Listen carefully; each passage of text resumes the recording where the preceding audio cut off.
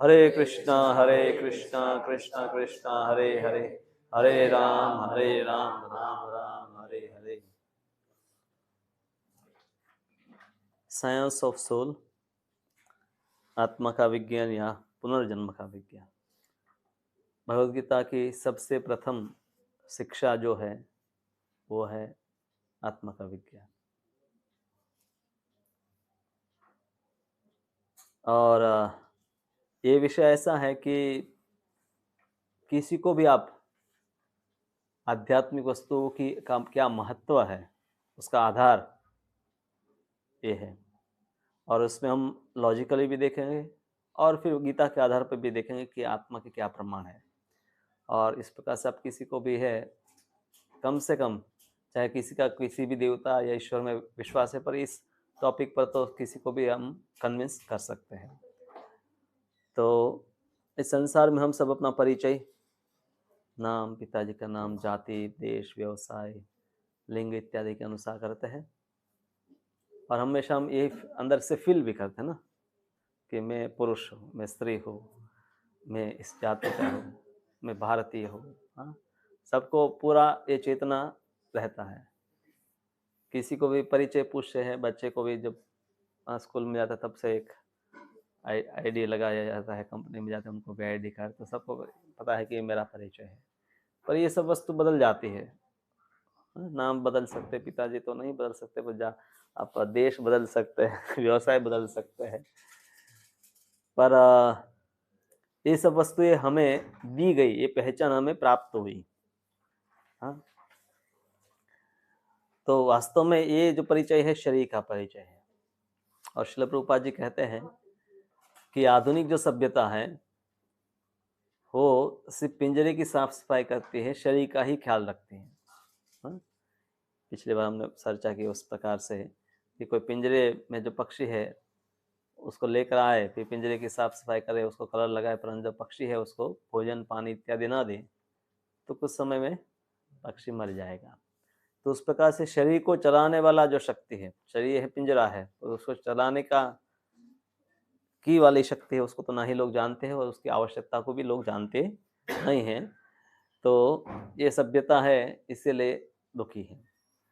और जिस शरीर को हम बहुत ही महत्वपूर्ण गिनते हैं और जिसके ऊपर लाखों रुपये खर्च किए जाते हैं, शरीर को कपड़े पहनाने के लिए, गहने पहनाने के लिए, उसको साफ साफ रखने के लिए इतने सारे कॉस्मेटिक लोग प्रयोग करते हैं, वो शरीर में जो द्रव्य है वो ज़्यादा कोई मूल्यवान नहीं है। इसमें अलग अलग प्रकार के द्रव्य बने हैं, कैल्शियम, मैग्नीशियम, फॉस्फोरस, आयरन, बहुत सारे हैं। पानी ही अधिकतर है शरीर में। हाँ, कैल्शियम सेकंड मोस्ट है क्योंकि हड्डियाँ सब कैल्शियम से बनी है, और कुछ बाकी तत्व है। तो इसकी कीमत वैज्ञानिकों ने निकाली तो सिर्फ 110 रुपया जितना है। हाँ?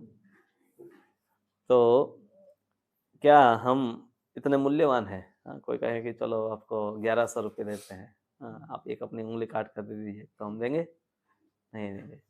पर शरीर में कोई जो वस्तु मूल्यवान है उसकी कोई मूल्य नहीं है, पर जब तक शरीर में जीवन है तब तक उसका मूल्य है। क्योंकि आधुनिक लोगों को आधुनिक उदाहरण देकर समझाया जाता है, तो प्रभुपाद जी है मॉडर्न एग्जाम्पल लेते हैं। हाँ, शास्त्रों में ऐसे उदाहरण नहीं है, वहाँ पर दूसरे उदाहरण आते हैं। कार सब जानते हैं, उसमें रेडिएटर है, लाइट्स है, 4 पहिए है, और इस कार में सबसे महत्वपूर्ण है एक जीव है, यानी कि चालक या ड्राइवर है। तो जैसे शरीर है वो कार की भांति अगर तुलना कर लें, तो जैसे शरीर में कार में एक ड्राइवर होता है, और उसी प्रकार से शरीर में भी एक ड्राइवर है जो हमें दिखाई नहीं देता है। पर जैसे कार है कितनी भी अच्छी हो, ड्राइवर के बिना नहीं चलेगी, पड़ी रहेगी। उसी प्रकार से शरीर भी है, आत्मा के बिना है वो कुछ कार्य नहीं कर सकता है। तो कार जो है महंगी होती है, आप उसको लेकर जाते हैं, रोड पर एक्सीडेंट हो जाता है, फिर अंदर कार में बैठा हुआ व्यक्ति है घायल हो जाता है, तो तुरंत आप क्या करेंगे? 108 को बुलाएंगे कि मैकेनिक को बुलाएंगे? 108। हाँ, कि तुरंत एम्बुलेंस को बुलाएंगे कि भाई इस व्यक्ति को उठा कर ले जाओ हॉस्पिटल में, जल्दी से ट्रीटमेंट करो। काल तो एक आध हफ्ता कई बार हफ्ते हफ्ते पड़ी रहती है रोड पर, कोई उसको उठाने नहीं आता, इतनी महंगी है फिर भी। पर और फिर डॉक्टर बोलेंगे इसमें 1 लाख रुपया खर्चा होगा, तो कहा इतने भी खर्च होते हैं, इसको ठीक कर दो, हड्डियाँ जोड़ दो वगैरह वगैरह। पर वही व्यक्ति है, उसका मृत्यु हो जाता है, तो फिर हम उसको हॉस्पिटल नहीं ले जाते, फिर कहाँ ले जाते हैं? स्मशान ले जाते हैं। स्मशान में लेकर उसको ले जाकर उसको जला देते हैं। हमको कौन सी वस्तु को जलाते हैं जो काम की नहीं है, जैसे कचरा लोग जलाते हैं, कागज जलाते हैं, कोई वस्तु काम की नहीं, उसको हम जला देते हैं। तो शरीर मूल्यवान है, हालांकि इसका रासायनिक दृष्टि से कोई मूल्य नहीं है, पर फिर भी कोई उसमें जीवन है इसलिए वो मूल्यवान है। पर जीवन जब नहीं रहता है तब उसका मूल्य है, कुछ रहता नहीं है, उसको हम संभाल कर नहीं रखते हैं।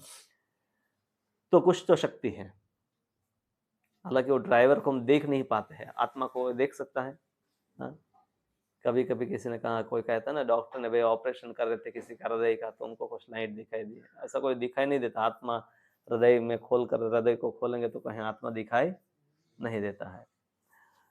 तो आप घर में शांति से बैठे हैं, आपको फोन आता है कि कोई आपके फ्रेंड या आप सगे संबंधी कहा कि उनके दादाजी चले गए हैं, फिर आप उसके घर पर जाते हैं और वो बिस्तर पर होते हैं, आप कहें दादाजी कहाँ चले गए? तो यहीं पर है।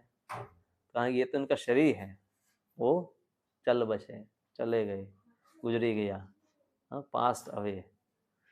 तो तुरंत आप पूछेंगे, जैसे कोई कहेंगे कि जब जीवित थे और आप उनके घर पर गए तो कहा कि दादाजी गए हैं, तो आप कहेंगे कहाँ गए हैं? कहा कि वो सूरत गए हैं। हाँ, तो अब आपको पूछेंगे अभी मर गए तब उसके बाद कि आप अब कहाँ गए, किसी को पता नहीं है। हाँ, तो ये कॉमन सेंस है, बहुत ही हम प्रयोग करते हैं। आत्मा की बात तो सब लोग करते हैं हर रोज, जब भी किसी का मृत्यु होता है तब यही कहा जाता कि वो चले गए, और फोटो में लिख देते स्वर्गवास, स्वर्ग में चले गए। आत्मा की बात तो सब करते हैं पर आत्मा को जानते नहीं है। तो कॉमन सेंस बहुत कॉमन नहीं है, इसलिए यही है कि जानते हुए भी नहीं जानते हैं, बात करते हैं फिर भी नहीं जानते हैं।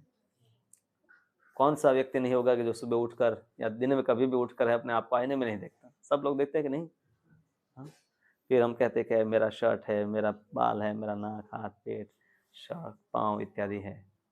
प्रभुपाद जी ने एक बच्चे को गुरुकुल में जाकर पूछा, बुलाया, हाँ ओके, ये हाथ किसका है? तो मेरा हाथ है। कुर्ता किसका है? मेरा कुर्ता है। तो ये शरीर किसका है? तो मेरा शरीर है। तो तुम कौन हो? Who are you? तो वो नहीं समझ पाया। जैसे हम कहते हैं कि ये मकान मेरा है, तो हम मकान नहीं है, उसी प्रकार से हम कहते हैं मेरा शरीर है, यानी कि हम उसके मालिक है, हम वो नहीं है। हाँ, तभी कोई भी वाक्य है सब्जेक्ट ऑब्जेक्ट अलग होगा तभी वाक्य का कोई अर्थ रहता है। दोनों एक हो जाएंगे तो कोई अर्थ नहीं रहेगा ना। तो हम ये हर रोज अनुभव करते हैं कि मेरा है, तो मैं कौन हूँ, पर वो प्रश्न नहीं करते हैं। इवन आप अपने शरीर के ऊपर जस्ट 1 मिनट के लिए चिंतन कीजिए कि आपका हाथ है, पैर है, अंदर किडनी है, लीवर है और हार्ट, सब बहुत सारे और हड्डियाँ है, ऑर्गन्स है, ब्रेन है, और उसमें से एक एक वस्तु निकाल भी देंगे तो भी आपका अस्तित्व वैसा का वैसा रहेगा। कभी हमें फील होता है कि मैं शायद हेड हूँ, पर हम अंदर जो ब्रेन है वो नहीं है, अंदर उसके अंदर का खून है वो नहीं है। इन सब से परे हमारी पहचान है, बराबर। हमें आपको शरीर में रहते रहते हम शरीर को ही मान लिया कि मैं ही शरीर हूँ। तो इंट्यूशन है जिससे व्यक्ति, जैसे उन सब स्वप्न देखता है, तो स्वप्न में भी वो अपने आप को देखता है कि मेरा शरीर है, उसके साथ ये हो रहा है, वो हो रहा है, कई बार उसको मार दिया वो भी वो देखता है। तो इंद्रिया तो, आंखें तो बंद है, तो कौन देखता है? उस समय भी कोई उपस्थित है, चेतना है उस समय। तो इंट्यूशन से व्यक्ति समझ सकता है, अपने शरीर के ऊपर चिंतन करके समझ सकता है कि वो शरीर से भिन्न है। तो ये कुछ प्रमाण है कि जिससे आप किसी भी व्यक्ति को, शास्त्रों में जो नहीं भी स्वीकार करे, उसको भी कन्विंस कर सकते कि हम शरीर नहीं आत्मा है। तो जैसे कि आप विज्ञान पढ़ना शुरू करते हैं तो आपको ये सब्जेक्ट आता है बायोलॉजी में, जीव विज्ञान में, सजीव और निर्जीव का भेद, लिविंग एंड नॉन लिविंग। तो फिर हम लिखते हैं, क्या लिखते हैं, क्या फ़र्क होता है सजीव और निर्जीव में? खुद से कर सके, हिल सके और हाँ महसूस कर सके हाँ वो सजीव है। हाँ। तो कुछ हम कहें भाई ब्रीदिंग करता है, ब्रीदिंग नहीं करता है, ये खाता है या खाता नहीं है, कई वस्तु हम लिखते हैं। हाँ, पर मूलभूत रूप से जो फर्क है वो हमें समझना चाहिए, वो है चेतना का फर्क। क्योंकि मशीन भी चलते फिरते हैं। हाँ, तो मेन वस्तु है कि थिंकिंग, वो विचार करना, अनुभव करना और इच्छा करना वो नहीं कर सकते। कभी मशीन ने आकर नहीं कहा कि अभी बहुत गर्मी लग रही है या बहुत ठंडी लग रही है। हालांकि उसमें टेम्परेचर के सेंसर लगा है तो उसको पता चल, उसमें थर्मोमीटर है, वो ठंडा अगर हम पानी में रखें 0 डिग्री पर हो जाएगा, 100 डिग्री पर पहुंचेगा। पर क्या थर्मोमीटर को स्वयं गर्मी या ठंडी का अनुभव होता है? हाँ? इसका अब वैज्ञानिकों ने पहले तो एक विचार था कि अगर हम कोई भी मशीन को है बहुत एडवांस प्रोग्रामिंग करेंगे, बहुत एडवांस करेंगे तो उसमें भी फीलिंग्स आने लगेगी। क्योंकि विज्ञान में विचार है कि फीलिंग्स हकीकत में कुछ नहीं है, वो सिर्फ केमिकल रिएक्शन है। हमारे ब्रेन में केमिकल रिएक्शन होते हैं, तो उससे हम सुख दुख, ठंडी गर्मी इत्यादि सब अनुभव करते हैं। और क्या, जब हम मेडिसिन जब लेते हैं तो हमें बहुत दर्द हो रहा है तो मेडिसिन लेते हैं, तब वो फीलिंग्स को हम बंद कर सकते हैं। तो इमोशंस, ये सब वस्तु है क्या है कि सिर्फ रसायनों की प्रक्रिया है। तो अगर रसायनों की प्रक्रिया है तो उसको मशीन में भी डाल सकते हैं। फिर उन्होंने ऐसे कैमरा बनाए, ऐसे रोबोट्स बनाए कि जिसमें वो देख सकता है, जैसे कैमरा लगा है, जिसमें फिर ऑडियो, जैसे माइक लगाया तो सुन सकता है, बोलने के लिए स्पीकर लगा दिया, और सूंघने के लिए भी उसमें सेंसर लगा दिए, टेम्परेचर ठंडी गर्मी का अनुभव करने के लिए उसमें लगा दिया। तो हमारी 5 जो इंद्रियां है, स्वाद लेने के लिए भी कुछ लगा सकते हैं बना सकते हैं, कुछ तो बना सकते हैं।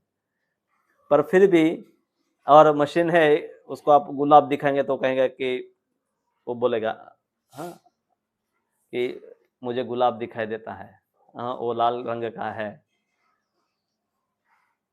फिर भी क्या उस रोबोट को अंदर से फीलिंग आएगी? नहीं आएगी। तो ऐसा शक्तिशाली, जैसे कोई नाटक चल रहा है, वहां पर अगर कैमरा वगैरह सब लगा दिए, माइक लगा दिए, तो वो सब रिकॉर्डिंग कर लेंगे, 10 साल के बाद भी पूरा दिखा देंगे। पर उनको वो नाटक देखकर वो सब हंसेंगे नहीं, रोएंगे नहीं। हम लोग हैं, हमें फीलिंग्स होती है। तो कहने का अर्थ है कि विज्ञान में एक विचार है कि कॉन्शियसनेस है वो सिर्फ रसायनों से उत्पन्न होता है, केमिकल की प्रक्रिया से ये कॉन्शियसनेस उत्पन्न होती है, चेतना उत्पन्न होती है।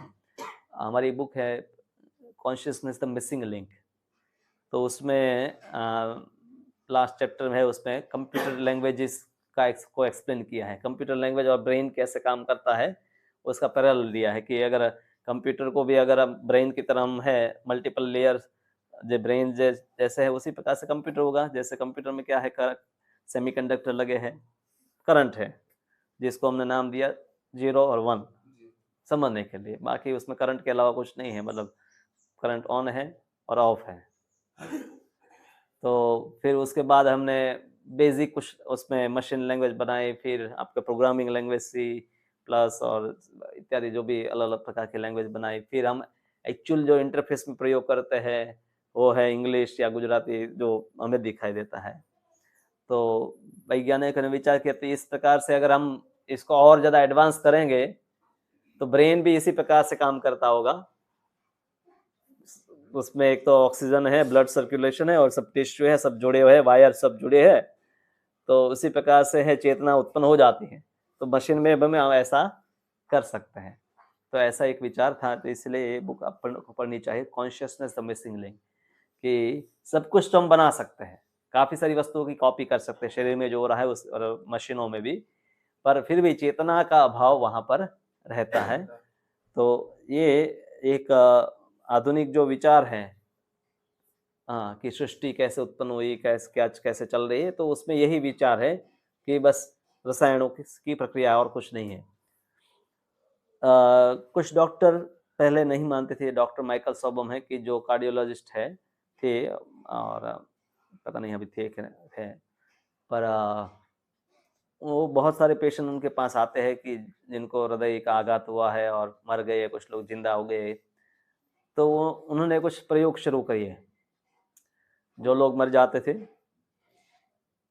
उनको ऑपरेशन थिएटर में ले गए, फिर उसको शॉक दिया, डीसी शॉक उनको देते हैं, और कभी-कभी कुछ केसेस में वो वापस जीवित हो जाते हैं।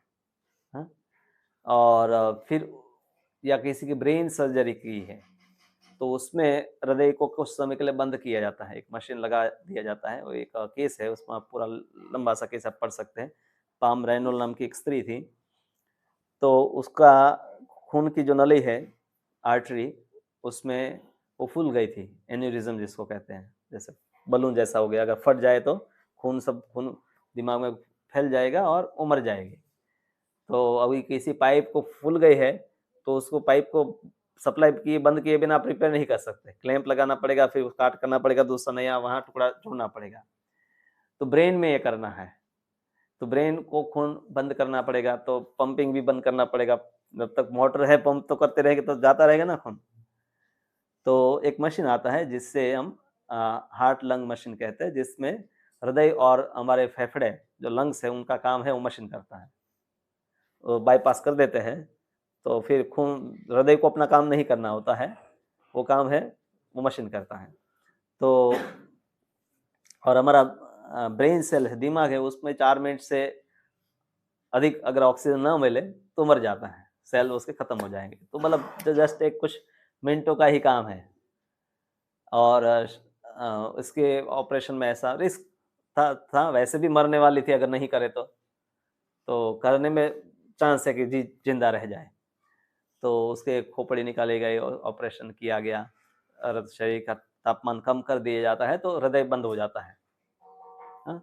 फिर बाईपास कर दिया उसको, और फिर उस नली को भी काट कर रिपेयर कर दिया। तो कई घंटे, प्रैक्टिकली पूरा दिन ऑपरेशन चलता है, इतना लंबा प्रोसीजर होता है। और फिर है उसका ईसीजी और ईईजी, ब्रेन का ईईजी होता है, इलेक्ट्रोएन्सेफेलोग्राफी, और हार्ट का होता है इलेक्ट्रो कार्डियोग्राफी, ईसीजी।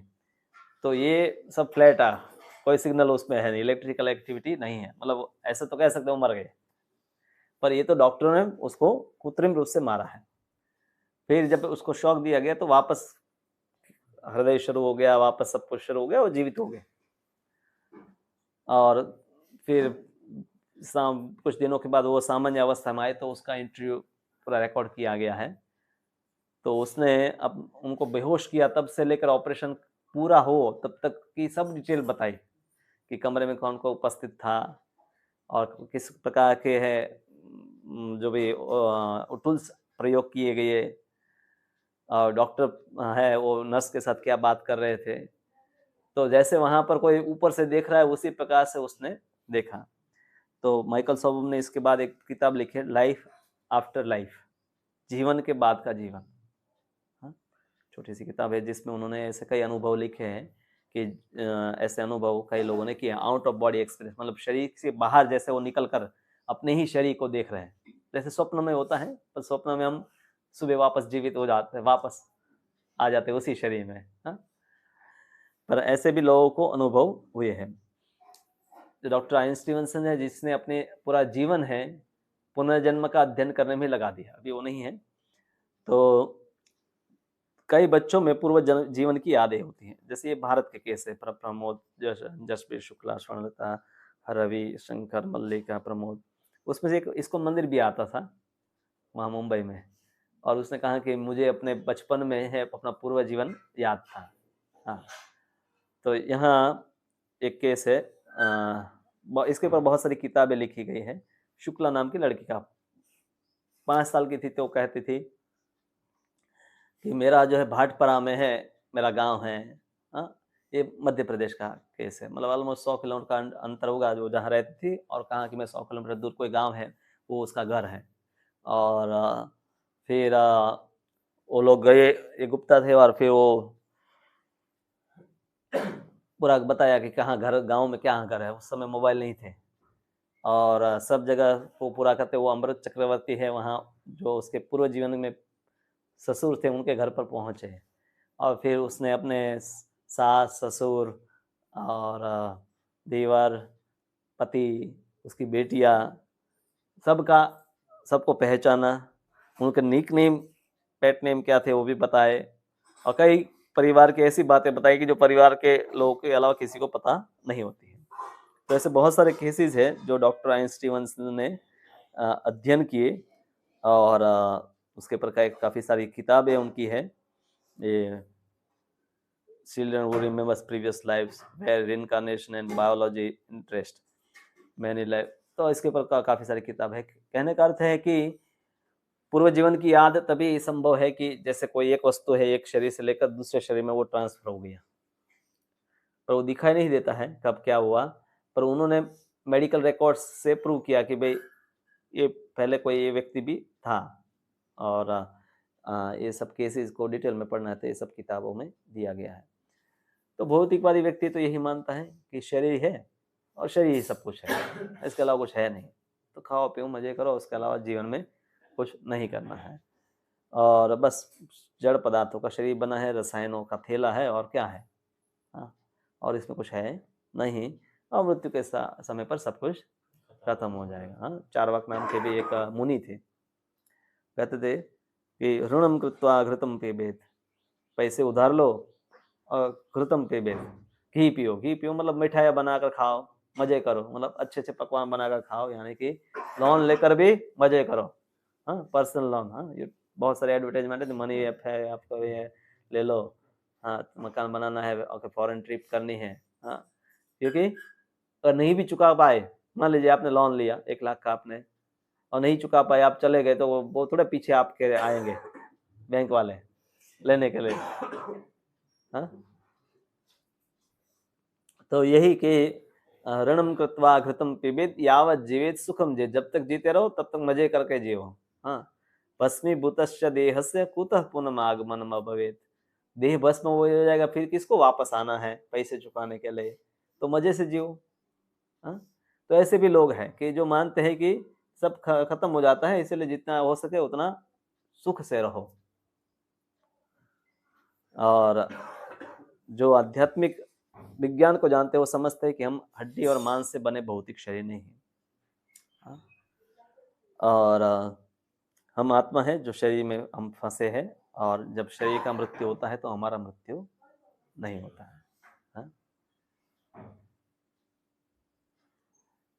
तो ये लॉजिकल, मैंने पहले बताया, common sense, intuition, consciousness, past life और नियर डेथ एक्सपीरियंस और पास्ट लाइफ मेमोरी, 5 मैंने कारण बताई कि जिससे आप किसी को भी विज्ञान के आधार पर भी बता सकते हैं या तर्क से कि आत्मा का अस्तित्व है। कॉमन सेंस यानी कि वो चल बचे, इंट्यूशन मतलब अपने शरीर में, ये शरीर मेरा है तो मैं कौन हूँ। तीसरा है चेतना, थिंकिंग, फीलिंग एंड विलिंग। चौथा था पास्ट नियर डेथ एक्सपीरियंस, मृत्यु के नज़दीक के अनुभव, जो मर गए उनके अनुभव, उन लोगों ने क्या देखा। हाँ, कई लोगों ने देखा, मैंने कोई प्रकाश देखा है, कोई टनल में जा रहे थे, कुछ लोगों ने डरावने लोग भी देखे, यमदूतों को देखा और वापस आ गए, ऐसे भी अनुभव है। और पांचवा हमने देखा पूर्व जीवन की यादें, मतलब पास्ट लाइफ मेमोरीज। तो इससे तर्क का और विज्ञान के आधार पर कुछ तो हम निष्कर्ष निकाल सकते हैं कि शरीर से भिन्न कोई शक्ति है, बराबर। पर हकीकत में आत्मा को कल्पना के द्वारा तो नहीं समझा जा सकता, उसको हमें भगवद गीता के आधार पर ही समझना पड़ेगा। फिर भी कई लोग तो नहीं मानेंगे, नहीं मानना है तो कुछ कितने भी प्रमाण देंगे नहीं मानेगा। हाँ, तो आत्मा का सबसे पहला लक्षण बताया है, आज सुबह आप सब लोग हैं, वास यानी कि कपड़े, वासाम से जीर्णानि यथा विहाय, कल कपड़े गंदे हो गए थे, फिर आज अपने स्नान करके दूसरे पे आए, नवानी ग्रहणाति, नए कपड़े पहन लिए, नरोपराणी, नर जो है वो पहन लेते, तथा शरीराणी विहाय जीर्णानि, शरीर जब जीर्ण होता है, अन्यानि संयाति नवानि देवी, नवानि नए देह को धारण कर लेते हैं।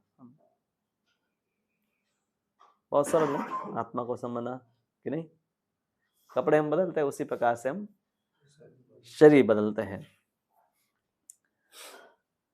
तो ये परिवर्तन चलता रहता है, हाँ, हर सेकंड है हम शरीर बदल रहे हैं। अभी हमें दिखाई नहीं दे रहा है, पर हम 5 मिनट पहले हमारा जो शरीर था और अभी शरीर है उसमें भेद है, कुछ परिवर्तन हो गया, अंदर रसायनों की काफ़ी सारी प्रक्रिया चलिए आप स्नान करते तो आप चमड़ी एक लेयर ऊपर से एक लेयर निकल जाता है, आप खाना खाते तो अंदर का लेयर एक निकल जाता है, फिर उसके बाद दूसरा लेयर आ जाता है ना, तो लेयर बदलते रहते हैं। तो शरीर में परिवर्तन होता है, बाल्यावस्था होती है, युवावस्था, कुमारावस्था, युवावस्था, वृद्धावस्था, ये सब है परिवर्तन होते हैं। हाँ, जो आज कितने भी यंग है वो भाई बूढ़े हो जाएंगे, तो ये परिवर्तन है सबका होता है, पेड़ पौधे हो, जीव जंतु हो, मनुष्य हो, सब में परिवर्तन होता है। हाँ, यहाँ पर भी देख सकते हैं, पेड़ भी छोटा था बड़ा बड़ा हुआ, पेड़ भी खत्म हो गया, मनुष्य मनुष्य हो या पेड़ हो, सब में परिवर्तन होते हैं। तो ये परिवर्तन है, इस्कॉन का ये प्रसिद्ध चित्र है। हाँ, कई जगह पर इस्कॉन में ऐसे मूर्तियां बना कर रखी हैं ताकि लोग जाने कि ये हमारे जीवन का चक्र है। अभी आप कौन से स्टेज पर है? हाँ, कॉलेज में ये जो यहाँ कॉलेज किताब लेकर खड़ा है अब कुछ लोग है वृद्धावस्था में भी आ गए हैं, कुछ लोग अभी बच्चे भी हैं, पर अंत में शरीर में हड्डियाँ बचती हैं। हाँ, मतलब शरीर खत्म हो जाता है, पर फिर हम दूसरे शरीर को प्राप्त करते हैं। तो हर क्षण हम शरीर बदलते हैं। बाल्यावस्था से युवावस्था में आए तब हम रोए नहीं। हाँ, हालांकि युवावस्था से कोई वृद्धावस्था में जाना नहीं चाहता है, और अगर वृद्धावस्था में आ गए तो वो उसको छोड़ना नहीं चाहता है। हाँ, अर्जुन को भगवान कहते हैं कि वैसे भी ये सब जो है द्रोण, भीष्म और जितने भी है ये सब लोग बूढ़े हो गए हैं, अब इनका समय हो गया है शरीर बदलने का, तो तुम्हें तो निमित्त बनना है, तुम इनको मारोगे नहीं तो भी ये शरीर तो बदलेंगे ही। तो हम हर क्षण शरीर बदलते हैं। वैज्ञानिक कुछ कहते हैं कि 7 साल में हमारे शरीर में सब वस्तुएं बदल जाती हैं। हाँ, पूरा शरीर बदल जाता है। और आपका कोई मित्र आता है जो आप स्कूल में साथ में था, अभी आप यहाँ बड़ौदा में रहने आ गए, फिर आप कुछ साल के बाद लगा मिलते हैं, तो आप पहले एकदम पतले थे, तिलक नहीं लगाते थे, कंठी नहीं पहनते थे, फिर वो क्या कि तुम तो बिल्कुल बदल गए हो। हाँ, स्वभाव से भी बदल गए, शरीर भी तुम्हारा बदल गया, पहले मोटे पतले थे अभी मोटे हो गए हो। हाँ, कहते हैं ना, कई लोग कहते हैं कि आप बदल गए हो, तो क्या बदला? अगर बदल ही गए होते तो आप उसको पहचानते नहीं है। अगर पूरे चेंज हो गए होते तो आप उनको पहचानते नहीं, वो आपको नहीं पहचानता। पर कुछ वस्तु बदलती नहीं है शरीर, और वो आत्मा है जो कभी नहीं बदलता है। तो यहाँ तुरंत प्रश्न आना चाहिए, कोई भी बुद्धिमान व्यक्ति को हम कहते हैं कि वो चल बचे, चले गए या बदलते हैं, तो तुरंत वो प्रश्न करेगा कि ओके, यहाँ से बाल्यावस्था से कुमारावस्था, युवावस्था, वृद्धावस्था आती, तो इसके बाद क्या होगा? क्या हमें वापस मनुष्य शरीर मिलेगा या अन्य प्रकार का शरीर मिलेगा? और ये किस आधार पर मिलेगा? कौन नक्की करता है कि इसको ये शरीर मिलना चाहे, वैसा शरीर मिलना चाहे? तो जैसे कि हम एक मॉल में कपड़े खरीदने जाते हैं, तो हमारी इच्छा है कि भाई मुझे मैरिज के लिए कपड़े खरीदने हैं। फिर जब वहाँ पर पहुँचे तो वहाँ पर और भी कई वैरायटी आपको दिखाई दी, तो इच्छा बदल भी जाती है आपकी। पहले एक इच्छा थी, फिर आपको अंत समय में और कोई इच्छा आ जाती है। और फिर हमारे पॉकेट में कितने पैसे हैं, पूर्व के कर्म से हमने कितने पैसे इकट्ठे किए, इसके आधार पर आप खरीदी करते हैं। आप कितनी भी इच्छा अच्छी रख, वहाँ देखकर महंगे कपड़े की इच्छा आप कर लेते हैं। हाँ, मोबाइल खरीदने जाते तो सबकी एक बार तो इच्छा होती है चलो आईफोन ही खरीदेंगे। फिर देखते हैं कि तो 1.5 लाख रुपए का है, चलो सैमसंग गैलेक्सी ले लेते हैं, बाकी ये भी 50,000 का है। हाँ, मेरे पास तो 5,000 है, चलो माइक्रोमैक्स से अलावा ले लेते हैं। तो इच्छा तो है, पर कर्म भी उसके अनुसार है। किसी की इच्छा है कि you want to be a king, रानी या राजा बनना चाहता है कोई। हाँ, पर उसके कर्म ऐसे नहीं, पाप कर्म बहुत सारे किए हैं, तो क्या वो मधुमक्खी में रानी बन सकती है? हाँ, क्वीन बी होती है, मधुमक्खियों की रानी एक होती है, या कोई कुत्तों में बड़ा कुत्ता होता है, हाँ, लीडर होता है, तो ऐसा भी कोई राजा या रानी बन सकता है। हाँ, इच्छा पूरी होती है, पर किस रूप में पूरी होती है हमें पता नहीं। Man is architect of his own destiny. हम हमारा भविष्य बनाते हैं, और ये भविष्य हम हर रोज बनाते हैं अपना। जो जो इच्छाएं आप करते हैं उसी उसी प्रकार से आप अपना भविष्य निर्माण कर रहे हैं। हाँ। तो इसलिए गीता में बताया गया है, यम व्यम वापि स्मरन् भावं त्यजत्यन्ते कलेवरम तम तमेवेति कौन्तेय सदा तद्भाव भावित। जिस जिस भाव का कलेवरम यानी कि शरीर, त्यजत्यन्ते जब त्याग करते हैं, जिस जिस भाव का स्मरण करते हुए, तम तम एवेति कौन्तेय उसी भाव को हम प्राप्त करते हैं, क्योंकि हम उसी भाव में रहते हैं। तो उसी भाव को अंत में याद करेंगे और उसी भाव को प्राप्त करेंगे। इसीलिए हम डेली चैंटिंग का कहते हैं कि आप प्रतिदिन मंत्र जप करो, क्योंकि जो वस्तु आप लगातार कई सालों तक करते हैं वो आपको अंत में याद आएगा। जैसे आप हर रोज पढ़ाई करते हैं तो कई बार एग्जाम में पढ़कर नहीं गए तो भी याद आ जाता है, पर अंतिम दिन पर याद किया तो कोई गारंटी नहीं है आपको याद भी है। एग्जाम हॉल में गए तब तक याद था, जैसे पेपर हाथ में है भूल जाता है क्योंकि अभ्यास नहीं है। तो इसीलिए सदा तद्भाव भावित, उसी भाव में है हमें रहना जरूरी है।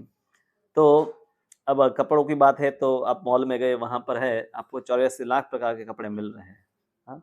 पानी में रहने के लिए कपड़े मिल रहे हैं, जमीन पर रहने के लिए छोटे छोटे कपड़े उड़ने वाले 4 पैर वाले, 2 पैर वाले। हाँ, बहुत सारी वैरायटीज होती ना। हाँ, जैसे पार्टी वेयर है, फिर कैजुअल्स है, ऑफिस वेयर है, और भी बहुत एथनिक है, वेस्टर्न है।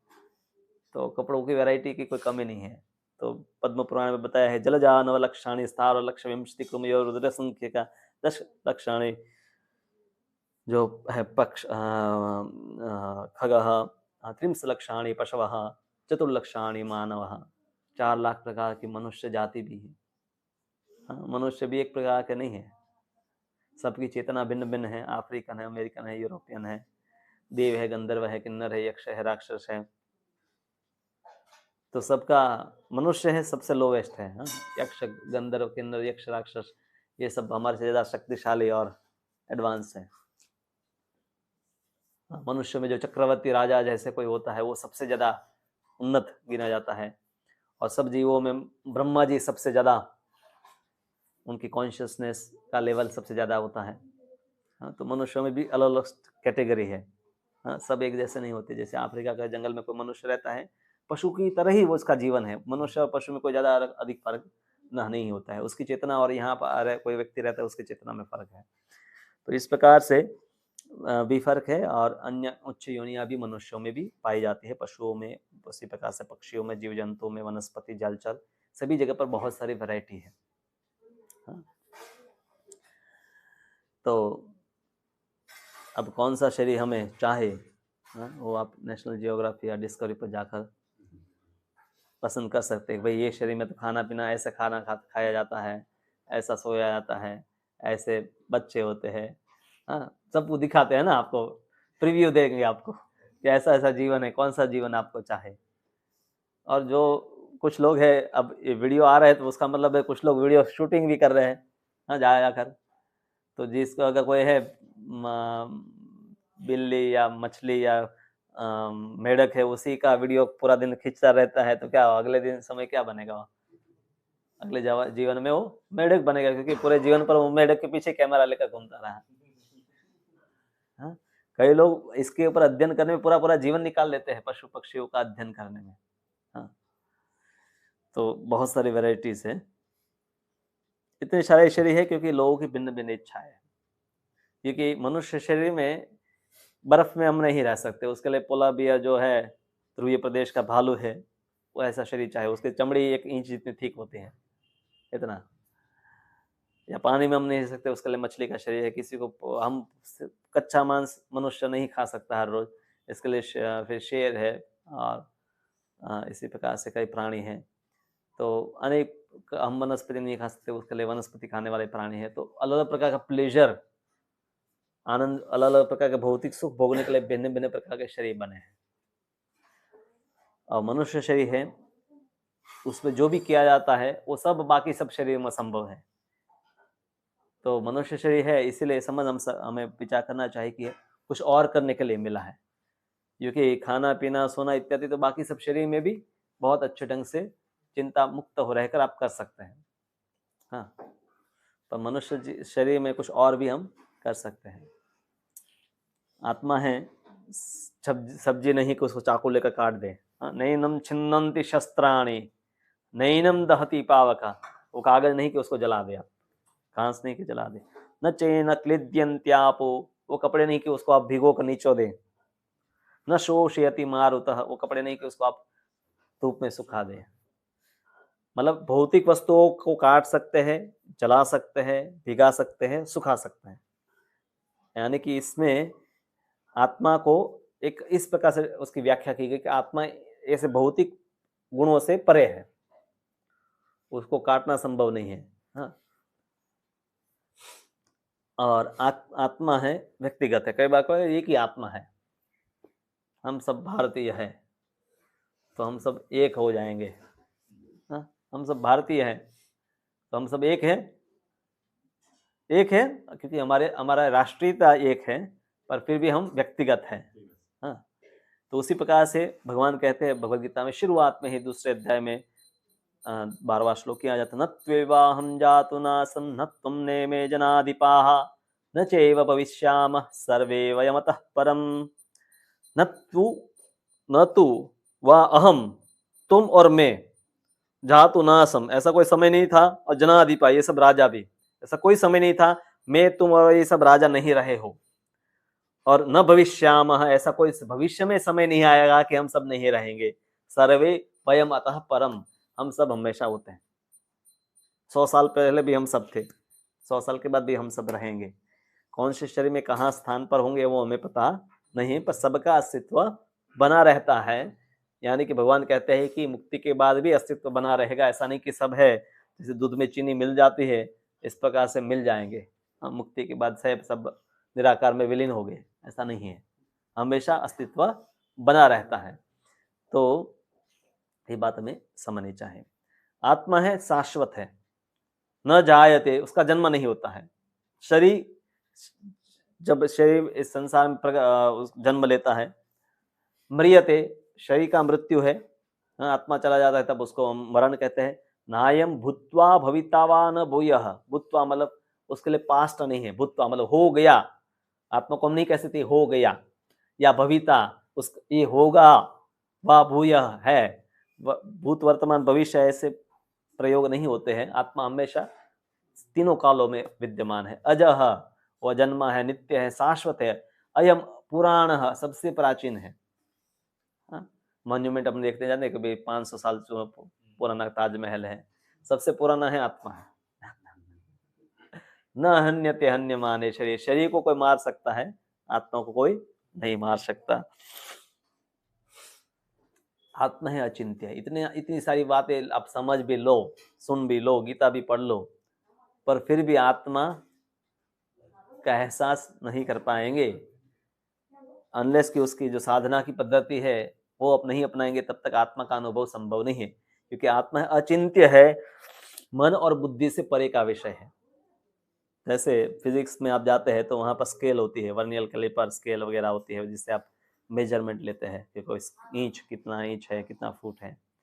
और केमिस्ट्री में लैब में आप जाएंगे तो वहाँ पर लिटमस पेपर होगा, बहुत सारे लिक्विड होंगे, और फिर हम कहेंगे ये एसिड है, ये बेस है। फिर आप माइक्रोबायोलॉजी, बायोलॉजी के लैब में चले गए, वहाँ पर है माइक्रोस्कोप लगा रहता है, फिर वहाँ स्लाइड हम बनाते हैं और देखते हैं सूक्ष्म जीवों को। आप अब माइक्रोस्कोप लेकर है केमिस्ट्री के लैब में चले गए और जानना चाहते कोई वस्तु एसिड है, बेस है, जान सकते हैं? या आप है लिटमस पेपर लेकर चले गए सूक्ष्म जीवों को देखने के लिए, तो देख सकते हैं? नहीं। तो विज्ञान में भिन्न भिन्न प्रकार के साधन प्रयोग होते हैं, भिन्न भिन्न वस्तुओं की प्रॉपर्टी के हिसाब से। कोई वस्तु को आपको मापना है, उसको देखना है, किसी कोई एसिड या बेस है, अलग अलग प्रकार की प्रॉपर्टी के लिए अलग अलग प्रकार के इंस्ट्रूमेंट बने हैं, बराबर। तो आत्मा की प्रॉपर्टी ऐसी है कि भौतिक नहीं है, इसलिए कोई भी भौतिक इंस्ट्रूमेंट के द्वारा उसको ना ही देखा समझा जा सकता है। तो आत्मा है वो मन और बुद्धि से भी परे है, इसलिए मन और बुद्धि से भी आत्मा को ग्राह्य करना संभव नहीं है। इसलिए पता है अव्यक्तोयम अचिंत्योयम अविकार्योम अयम उच्यते तस्मादेवं विदित्वेनं नानुशोषितुमर्हसि वो अव्यक्त है, अचिंत्य है, अविकारी है, उसमें कोई परिवर्तन नहीं होते हैं। अयम उच्यते उसको कहा जाता है। आत्मा के कारण ही पदार्थ को आकार मिलता है। जड़ वस्तु है, जैसे आत्मा चला जाता है तो शरीर नश्वर हो जाता है, नाश हो जाता है।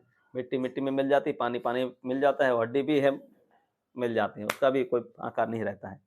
जैसे हमारा कुर्ती का आकार है, क्यों ऐसा है? क्योंकि मेरे हाथ ऐसे है तो ऐसे बनाया ना, ये बाएं जो बनाए स्लीव बनाए क्योंकि मेरा हाथ है, तो शरीर का आकार है इसलिए कपड़े का आकार भी आया।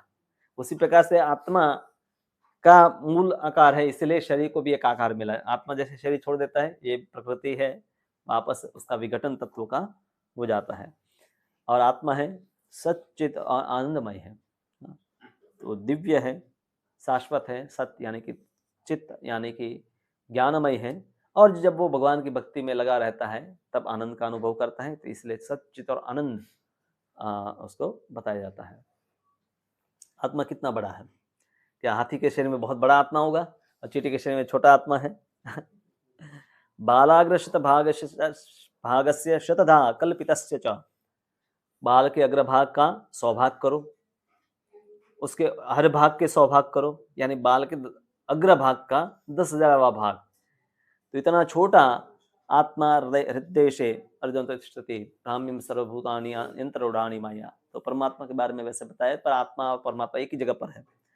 तो हृदय प्रदेश में है, सूक्ष्म आकाश है, तो वहां पर आत्मा विद्यमान है, पर उसको देखना संभव नहीं है।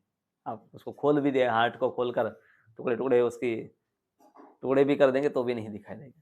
हाँ, वैज्ञानिक को जो वो दिखाई देता है हृदय में, वो है राइट एट्रियम। हमारे हृदय में 4 खान मतलब चैम्बर होते हैं, तो उसमें राइट साइड में एक चैम्बर जो है ऊपर वाला, तो उसमें वहाँ एक जगह है, वहाँ पर से इलेक्ट्रिसिटी उत्पन्न होती है।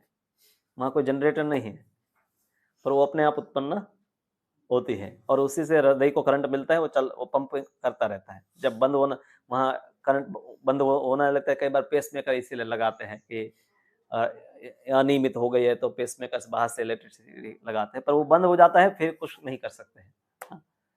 तो वो सिर्फ इतना देख सकते हैं कि भाई हृदय है, चलता है और उसमें एक करंट उत्पन्न होता है। वो कैसे उत्पन्न होता है किसी को पता नहीं, पर उसको काट कर भी देखेंगे तो भी पता नहीं चलता, आत्मा नहीं दिखाई देता है। बस ये दिखाई देता है कि भाई करंट एक जगह पर उत्पन्न हो रहा है। तो आत्मा है, अति सूक्ष्म है और हृदय प्रदेश में है। तो इसीलिए आत्मा के हमने काफी सारे लक्षण अभी तक देखे कि आत्मा है व्यक्तिगत है, शाश्वत है, देहांतर करता है, अविनाशी है, अचिंत्य है, हृदय प्रदेश में रहता है, उसका सच्चिदानंदमय है रूप, और आत्मा का परिमाण जो है अति सूक्ष्म है। तो आत्मा के भिन्न भिन्न लक्षण हमने गीता के विभिन्न श्लोकों, उपनिषदों के श्लोकों के द्वारा देखा। चैप्टर नंबर है 212, मतलब दूसरा चैप्टर और का 12वां श्लोक। इस प्रकार से हमने काफी सारे श्लोक तो दूसरे अध्याय में ही श्लोक नंबर 11 से लेकर 30 तक है, आत्मा के विज्ञान को ही समझाया गया है। तो आपने नहीं पढ़ा है तो उसको आप अवश्य पढ़िए गीता में, तो आप आत्मा को अच्छी तरह से जान लेंगे। पर हमें जिसका अनुभव होता है इस संसार में वो है मन, और दूसरा है स्थूल शरीर। तो उसका आत्मा के साथ क्या कनेक्शन है और कैसे आत्मा को जानने से हमें लाभ मिल सकता है, लाभ मिलेगा मन को नियंत्रित करने के लिए, तो वो थोड़ा हम देखते हैं। तो बेसिकली 3 प्रकार की भगवान की 2 प्रकार की शक्ति है। इसको कहते हैं पराशक्ति जो आत्मा है, और दूसरी है अपराशक्ति जो स्थूल शरीर और सूक्ष्म शरीर से बनी है। स्थूल शरीर हमारा 5 तत्वों से बना है, पृथ्वी, जल, अग्नि, वायु, आकाश। और सूक्ष्म शरीर 3 तत्वों से बना है, मन, बुद्धि और अहंकार। Earth, water, fire, air, ether, mind, intelligence and false ego. तो पृथ्वी जो भी तत्व है, हम भोजन खाते हैं और हमारे शरीर में वेट बढ़ता है, तो वो सब सॉलिड जो है जिसमें सुगंध है, वो सब पृथ्वी तत्व का ही दूसरा रूप है, वो हमारे शरीर में है। जल है हमारे शरीर में, अग्नि जठराग्नि शरीर है जिससे भोजन का पाचन होता है, वायु तो हम अनुभव करते हैं, और आकाश, आकाश को क्योंकि वायु से भी सूक्ष्म है आकाश, इसलिए इसकी प्रत्यक्ष अनुभूति देखकर या स्पर्श करके, वायु की स्पर्श करके अनुभूति होती है। अग्नि को आप देख सकते हैं, जल का स्वाद ले सकते हैं, पृथ्वी की सुगंध होती है, पर आकाश है उसका एक ही गुण है, वो है शब्द। जैसे मैं ध्वनि करता हूँ आपके पास तक पहुँचती है। तो ये सब जगह जो व्याप्त है, खाली जगह जो है, वो सब आकाश है। ऊपर भी है, नीचे भी है, हमारे शरीर के अंदर भी है, सब जगह है। हाँ, पूरा ब्रह्मांड है आकाश तत्व से ही, बल्कि ब्रह्मांड का अधिकतर जो भाग है आकाश तत्व से बना है। हाँ, ऐसा नहीं कि ये खाली जगह है। वैक्यूम अगर कोई वस्तु कर दे, किसी वस्तु में जैसे वैक्यूम कर देते हैं, हवा हम निकाल लेते हैं, तो वहां पर अर्थ वाटर फायर नहीं है, वायु भी नहीं है, तो वो खाली जगह खाली नहीं है, वो भी एक एलिमेंट है, सूक्ष्म तत्व इतना है। हाँ, और वैज्ञानिक उसी को ढूंढ रहे कि ब्रह्मांड की उत्पत्ति या डार्क मैटर वो क्या है। हाँ, वो कहते हैं डार्क मैटर ही 94% इस यूनिवर्स का है। हाँ, तो इसका वर्णन है पूरा उपनिषदों में किया गया है क्या है। फिर इससे भी एक सूक्ष्म तत्व है जिसको कहते हैं मन। सामान्य रूप से लोग है दिमाग को ही मन कहते हैं कि मैं आज मुझे बहुत टेंशन है, सिर पकड़ के बैठे हैं। तो सिर तो इसीलिए पकड़े है क्योंकि अगर यहाँ जो मसल्स है यहाँ पर कुछ कष्ट, सिर दर्द हो रहा है इसीलिए। पर ऐसा नहीं कि मन है यहाँ दिमाग में ही है। हाँ? मन सूक्ष्म है, वो सब जगह व्याप्त है। बुद्धि है, वो भी सूक्ष्म शरीर का एक भाग है, जिससे हम अच्छे या बुरे, धर्म अधर्म, विवेक का प्रयोग करते। मिथ्या अहंकार, ये भाव, अहम और मम का भाव, मैं हूँ, मैं शरीर हूँ, मैं भारतीय हूँ, मैं और मेरा का जो भाव जो है उसी को मिथ्या अहंकार कहते हैं। इसके कार्यों को हम आगे और थोड़ा देखते हैं। तो ये ऐसा है कि ठंडी पड़ रही है, आपने पहले तो बनियान पहना, फिर उसके ऊपर शर्ट पहना, नहीं चलो शर्ट पहना और कोट पहना, तो दो कम से कम लेयर हो गया। आपके शरीर, आपका शरीर है, उसके ऊपर आपने दो और कपड़े पहन लिए। तो आत्मा के ऊपर दो, सूक्ष्म शरीर और स्थूल शरीर दोनों का एक आवरण है। और हम अनुभव प्रायः स्थूल और सूक्ष्म शरीर तक ही कर पाते हैं, आत्मा का अनुभव नहीं कर पाते हैं। तो हमारे शरीर में, बाह्य जो शरीर है उसमें ज्ञानेंद्रिय होती है, कर्मेंद्रिय होती है। ज्ञानेंद्रिय से हम सब वस्तुओं का अनुभव करते हैं, जैसे आंख, नाक, जीभ, कान और त्वचा। इसके अलावा कोई इंद्रिया नहीं कि जिससे हम इस संसार को अनुभव करते हैं। फिर जैसे हम मंदिर पर गए, हाँ, तो वहाँ पर समोसा की स्मेल हमें आई, वो फ्राई कर रहे हैं, सुगंध आई, फिर हमने देखा। हाँ, फिर मन में पहले के अनुभव हमारी होते हैं, अपूर्ण इच्छाएं होती कि पिछली बार आया था पर पैसे नहीं थे इसलिए नहीं खा पाया, इस बार खाऊंगा। पर इसीलिए खाने की इच्छा है कि पहले कभी खाया भी था। कोई वस्तु जो आपने खाई नहीं, उसको देखकर भी आपके मन में उसकी इंप्रेशन नहीं होती कि कैसे होगी, ये मीठी होगी, तीखी होगी, क्योंकि आपने कभी अनुभव नहीं किया। जैसे आपने संदेश खाया, नहीं खाया, संदेश न्यूज़पेपर नहीं, मीठा है, तो संदेश में जब बोलता हो तो आपके मन में कोई कल्पना आती नहीं है, क्योंकि आपने कभी खाई नहीं। हाँ, जिसको खाई उसको तुरंत आ जाता है, हाँ नरम नरम है, मीठा मीठा होगा, एकदम सॉफ्ट सॉफ्ट होगा। हाँ,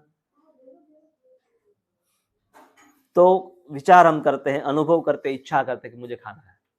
फिर निर्णय कौन करता है कि खाना ही है, अगर खा सकते हो, बुद्धि है, अगर जेब में पैसे है, चलो 20 रुपया है, एक समोसा आ जाएगा, और फिर हम समोसा खाते हैं।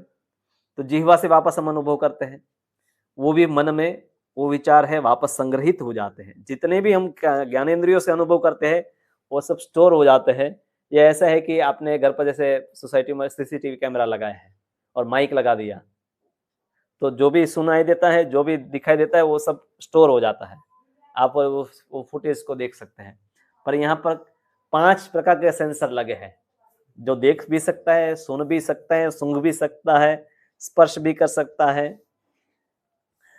तो सुन भी सकता है। तो 5 प्रकार के सेंसर है, और वो जो भी हम करते हैं वो सब है, हम चाहते हैं या नहीं चाहते, वो सब रिकॉर्ड हो जाता है।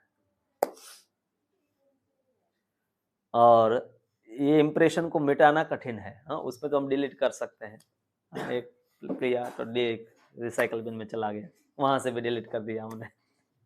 पर यहाँ पर आपने जो भी देखा, या चाहे वो, इसीलिए कोई अगर टीवी देखता है तो वहां पर वो हिंसा देखता है और बहुत कुछ देखता है। असल में देखे या टीवी में देखे, वो सब इम्प्रेशन तो मन में आ ही जाती है। और उसको निकालना कठिन है। वो चली जाती है नीचे, कई बार दब जाती है, पर कई बार काफी समय के बाद है, आप शांति से माला करें, अचानक याद ऊपर आ जाती है। हाँ? फिर मन है वो इंद्रियों से जुड़ा है, कर्मेंद्रियों से, फिर आपके हाथ जाते हैं, पैर जाते हैं, जेनाइटल्स है, तो ये 5 कर्मेंद्रिय है जिससे हम शरीर से काम करते हैं। तो ये सभी इंद्रियां हैं तब काम करती है, जैसे कंप्यूटर में हार्डवेयर है, सॉफ्टवेयर है, पर ऑपरेटर के बिना कोई वस्तु चलती नहीं है। तो उसी प्रकार से आत्मा के बिना है कर्मेंद्रिय, ज्ञानेंद्रिय, मन, बुद्धि कुछ भी काम करेगा नहीं। तो ये समझना जरूरी है। तो वर्तमान में जो हमारा मन है, अब मैंने कहा था कि 2 एग्जाम्पल, एक तो कार वाला एग्जाम्पल हमने दिया कि वो प्राचीन आधुनिक लोगों के लिए है। ट्रेडिशनल जो उपनिषदों में उदाहरण है वो रथ का उदाहरण है, क्योंकि वो एकदम परफेक्ट एग्जाम्पल है। कार में ये एग्जाम्पल इतना फिट नहीं होगा। ये 5 घोड़े वाला एक रथ है, वो 5 हमारी इंद्रियां हैं। अब लगाम होती है, तो मन है इंद्रियों से जुड़ा हुआ है। कभी कभी क्या है कि हमारी इंद्रियां मन को खींचती है, कभी मन है इंद्रियों को खींचता है। जैसे कभी घोड़े खींचते हैं तो आपकी लगाम खींच जाती है, और कभी लगाम से आप खींचे तो आप इंद्रियों को खींच सकते हैं। तो कभी हमें कोई वस्तु दिखाई देती है और हमारा मन वहां जाता है, कभी हमारा मन वहां जाता है और हम वहां जाते हैं, दोनों खींचातानी चलते रहते हैं। पर इसके ऊपर है बुद्धि है जो निर्णय करता है। जैसे सारथी है तो उसके हाथ में लगाम है, अगर वो प्रशिक्षित है, उसको अच्छी तरह से चलाना आता है, हाँ, वो अगर दुष्ट नहीं है तो अच्छी तरह से लगाम को नियंत्रण करेगा, घोड़ों को भी नियंत्रण करेगा, और जो पैसेंजर है उसको सही सलामत ले जाएगा। पर अगर ऐसा है नहीं तो क्या होगा कि हमारे जीवन में इस प्रकार से गाड़ी चलती रहेगी। हाँ, सभी इंद्रियां अनियंत्रित है, और बुद्धि है वो भी करप्ट हो गई है, भ्रष्ट हो गई है। हाँ, अभी लोग बुद्धिमान है, कंप्यूटर में प्रोग्राम वगैरह बना लेते हैं, पर भ्रष्ट बुद्धि वाले हैं। तो भ्रष्ट बुद्धि है वो खतरनाक है। इसलिए मन के ऊपर नियंत्रण नहीं है, और इंद्रियों के ऊपर नियंत्रण है, इसलिए उनका जो जीवन का लक्ष्य जो है वो प्राप्त नहीं करके कहीं खड्डे में जाकर गिरते हैं। हाँ, अपने जीवन में इसी प्रकार से उनकी गति होती है। तो इसलिए आवश्यक है इसमें सभी स्तर पर काम करना है। इंद्रियों के स्तर पर भी काम करना होगा हमें, मन और बुद्धि, तीनों के लिए अलग अलग प्रकार का प्रोग्राम है। हाँ, तीनों के ऊपर जब कार्य होगा तब जाकर हम कह सकते हैं कि रथ है सही सलामत सही जगह पर पहुंचेगा, अन्यथा संभव नहीं है। तो मन का स्वभाव क्या है? मन अगर नियंत्रित है तो आपका मित्र है, अगर अनियंत्रित है तो आपका महान शत्रु है। जैसे एक चाकू है, उससे किसी को बचा भी सकते हैं, किसी की जान भी ले सकते हैं। तो उसी प्रकार से मन है वो इस प्रकार से का सही उपयोग करके आप मन की शक्तियों को अच्छे काम भी कर सकते हैं, और उसी मन के निर्णय से आप कुछ गलत काम भी कर सकते हैं। हाँ? तो हमारा शत्रु और मित्र दोनों है मन है। इसलिए भगवद्गीता में भगवान 6 अध्याय में कहते हैं, बंधुरात्मात्मनस्त्यस्य येनात्मेवात्मना जितः अनात्मनस्तु शत्रुत्वे वर्तितात्मेव शत्रुवत्। तो बंधु आत्मा, उसके लिए आत्मा, अब आत्मा शब्द यहाँ पर आया, कई बार आया है। बंधु आत्मा, बंधुरात्मा, आत्मनस्य, आत्मनेव, आत्मनेव आत्मना, 1 2 3 4 5 बार और 5 बार आत्मा शब्द आया है। अनात्मन, अनात्मनः। तो क्योंकि मन, आत्मा शब्द को कई प्रकार से प्रयोग किया जाता है। जैसे हम कहते हैं कि पर आप कहते हैं I am disturb, I am fat, I am intelligence, तो वहाँ आई हर अलग अलग वस्तु को इंडिकेट करता है ना। जब हम कहते हैं आई एम डिस्टर्ब, तो आपके शरीर को इंगित नहीं करता, आपके मन को इंगित करता है ना। आई शब्द एक ही है, पर अलग अलग वस्तु के लिए प्रयोग होता है, आप किसको रेफर करते हैं। तो उसी प्रकार से आत्मा शब्द भी है, उसके कई अर्थ हैं। एक तो शरीर है, क्योंकि लोग आत्मा मतलब जो आधार है सब वस्तुओं का, तो शरीर ही सब कुछ जो मानते हैं उनके लिए शरीर ही आत्मा है। फिर मन, फिर बुद्धि, अहंकार, प्रकृति, आत्मा और परमात्मा, इन सब के लिए आत्मा शब्द उपनिषदों में प्रयोग होता है। प्रायः उपनिषदों में आत्मा शब्द है परमात्मा के लिए ही प्रयोग किया गया है। हाँ? कई बार आत्मा के हमारे लिए है शब्द जीव प्रयोग किया जाता है। हाँ?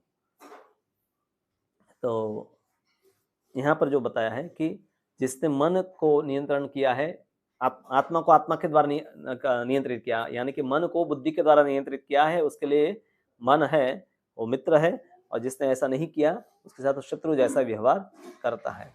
तो अगर आपका मन अनियंत्रित है तो क्या होगा? स्ट्रेस, टेंशन, हताशा, ब्लड प्रेशर बढ़ जाता है, बीमारियां होती है, डिसीजन पावर चला जाता है, आपस में लोग झगड़े करते हैं, व्यक्ति पागल भी हो जाता है।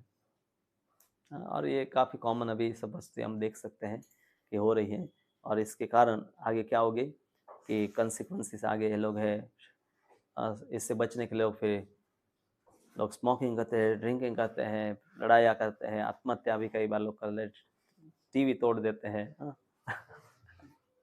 झगड़े करते हैं, सब कुछ होता है। तो इसलिए मन को नियंत्रित करना बहुत ही जरूरी है।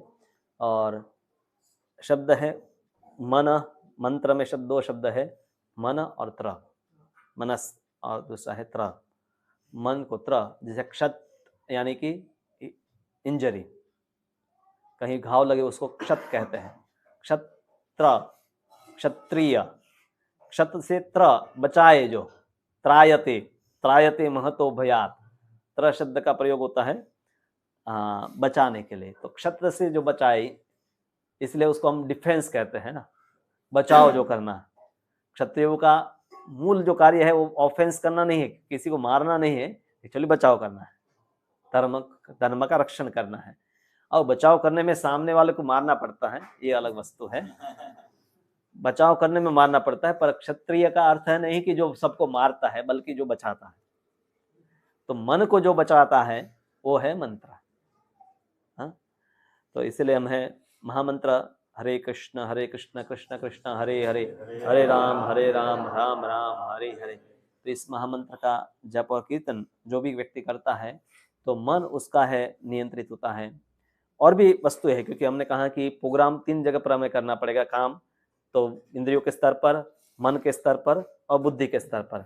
तो जब आप भगवद गीता का नॉलेज आप लेते हैं तो आपकी बुद्धि, आपको प्रशिक्षण मिलता है। हाँ, तो आपकी बुद्धि जब स्ट्रांग है तो उसको पता है कि मन को कैसे नियंत्रित करना है। मन को आपने मंत्र जप में लगा दिया, इसलिए कहते हैं कि मंत्र जप हम करते तो हमें वहीं एकाग्र अपना मन को वहां लगाना है।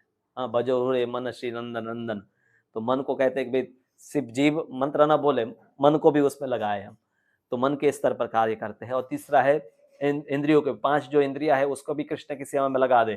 तो तीनों को अगर हम आध्यात्मिक कार्यों में लगा दे तो मन को पूरा सिस्टम है ठीक से चलेगा। अन्यथा एक को भी छोड़ दिया तो गड़बड़ हो जाएगी। हाँ, जैसे मन को तो मन तो माला जप कर रहा है पर आंखें टीवी देख रही है, तो हाँ, मन तो माला जप कर रहा है पर अंडरस्टैंडिंग नहीं है, सिद्धांत समझे नहीं है, बुद्धि से हम समझे नहीं है, तो हम मानेंगे कि भाई कोई भी मंत्र जप करना ठीक ही है, सबका एक ही परिणाम मिलता है। हाँ, तो या कहीं प्रलोभन देखेंगे तो हमारा मन वहां चला जाएगा। तो इसलिए तीनों लेवल पर हमें काम करना पड़ेगा, इंद्रियों के स्तर पर, मन के स्तर पर और बुद्धि के स्तर पर, तब है जाकर व्यक्ति का जीवन रथ अपने गंतव्य तक पहुंचेगा। इसलिए बताया है कलिशंतर उपनिषद में, इति षोडश कर्म नाम में 16 नाम जो कली के कलमश को नाश करने वाले हैं, नातः परतर उपाय, कोई दूसरा उपाय नहीं, सर्व वेदेषु दृश्यते, सब वेदों का यही सार है। तो जब व्यक्ति मंत्र चैंटिंग का प्रैक्टिस करता है तो उसकी इंद्रियां है शांत हो जाती है, मन स्थिर हो जाता है, बुद्धि है पवित्र हो जाती है। बुद्धि पहले भ्रष्ट थी, अभी पवित्र हो गई। मन अस्थिर था, वो स्थिर होगा। इंद्रियां है व्याकुल थी, वो शांत हो गई। व्यक्ति अच्छी तरह से काम कर सकता है, उसको एकाग्र होगा, उसमें सद्गुणों का विकास होगा, बहुत सारे बेनिफिट्स हैं। इवन भौतिक जीवन में भी उसके कई लाभ है। आध्यात्मिक तो है कि आप अपने आपको जान पाते हैं और कृष्ण तक पहुंच पाते, भगवान तक पहुंच पाएंगे। पर जैसे ही मन नियंत्रित हो जाता है तो वो व्यक्ति है, उसको स्वामी या गोस्वामी कहा जाता है, हम या महावीर कहा जाता है। हाँ, कि वो वास्तव में ही इज अ किंग, क्योंकि उसने मन के ऊपर नियंत्रण किया है। तो हमारी स्थिति है उस मछली की भांति है जो पानी के बाहर रहकर है सुखी होना चाहती है। हाँ, मछली जल की रानी है, जीवन उसका पानी है। हाँ? तो मछली को बाहर निकल कर आप टीवी लगा दो, पैसे दो, पिज्ज़ा ले आओ, उसके लिए खाना भी ले आओ, उसको जो चाहे वो सब खिला दो, तो भी वो नहीं जीवित रहेगी, वो परेशान रहेगी। तो उसी प्रकार से आत्मा है वो आध्यात्मिक वातावरण में ही संतुष्ट और सुखी रह सकता है। उसके बाहर अभी हम भौतिक वातावरण में जैसे होते हैं तो हम असंतुष्टि का ही अनुभव करते हैं। कितनी भी भौतिक सुविधाओं को, जैसे पहले के समय में लोगों के पास क्या भौतिक सुविधा थी, कुछ नहीं, एक कच्चे मकान में रहते थे, लाइट भी नहीं थी, मतलब इलेक्ट्रिसिटी नहीं थी, तो कोई इलेक्ट्रॉनिक गैजेट भी नहीं थे। हाँ, कुएं में से पानी निकालना, नदी से पानी लाना है और खेती करके जो भी कुछ अन्न लाए वो खाना है।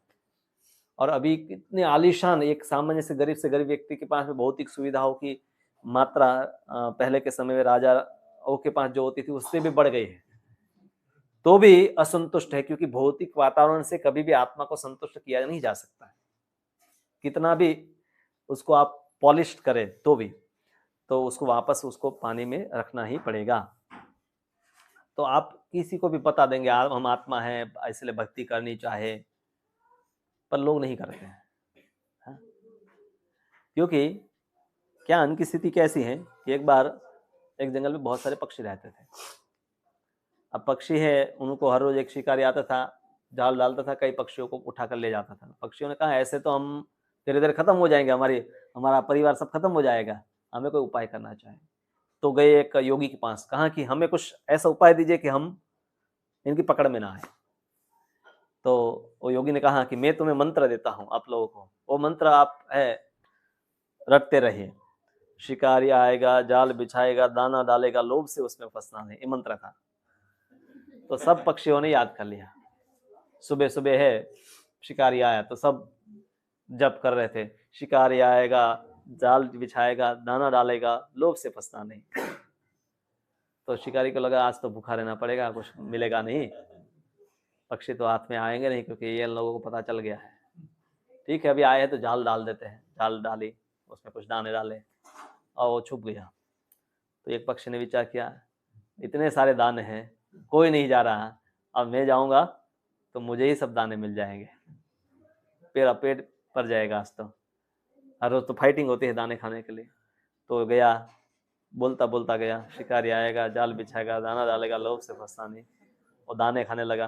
तो दूसरे को हुआ कि अकेला खा रहा है, मुझे भी जाना चाहिए। ऐसे ऐसे कई करके कई पक्षी आ गए, दाने खाने लगे और सब जाल में फंस गए। और शिकारी आकर सबको उठा कर ले गया।